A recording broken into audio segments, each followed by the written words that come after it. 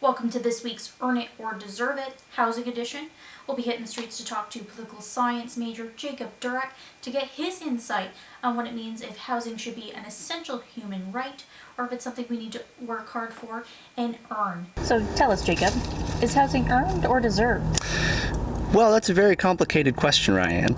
Looking at the time period since the Second World War, let's say, there have been two major policy paradigms in Canada with respect to economics and how social policy is intended.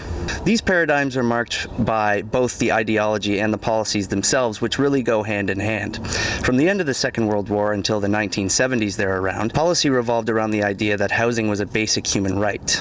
What is interesting about this time period is that public support for universal basic housing, for example, was high, and the way people made social meaning was more collectivist, whereas now it's individualist. The way to achieve housing policy was through taxation of the rich, based on the understanding that if the wealthy distribute that wealth more equally, the people would be happier and more efficient in the workplace and in the marketplace as well. So how can you explain to where we are now?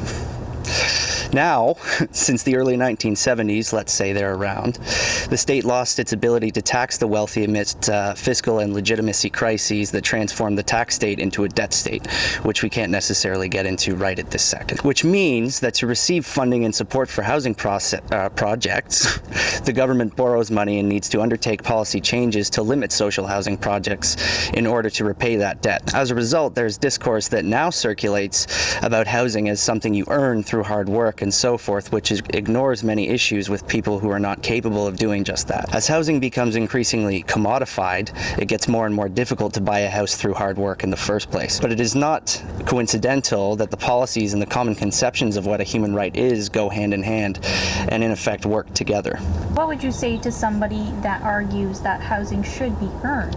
Well, I would say to that person, just know that the general consensus is not always the same throughout time and space in society, especially Canadian society. These ideas have changed in Canada in the past and will change again. Typically, they've changed in times of crises, and look where we are now. These ideas are not universal either. In Scandinavian countries, for example, with similar societal arrangements as us, they have robust social housing policies and robust welfare states as well. There's also an agreement amongst the public in states that have those policies that housing is a human right. So they should know that just because these policies dominate the time and space that you are in right now does not mean that those are the only options or that those thoughts are necessarily original. Well, there you have it. Policy and ideology do go hand in hand through different points in history, and essentially housing is a human right. However, some people may not think so nowadays. I'm Ryan Kaler, signing off on this week's edition of Earn It or Deserve It. Bear, what do you think about this matter? You get to live free. He thinks this neighborhood's turned into a real rough one.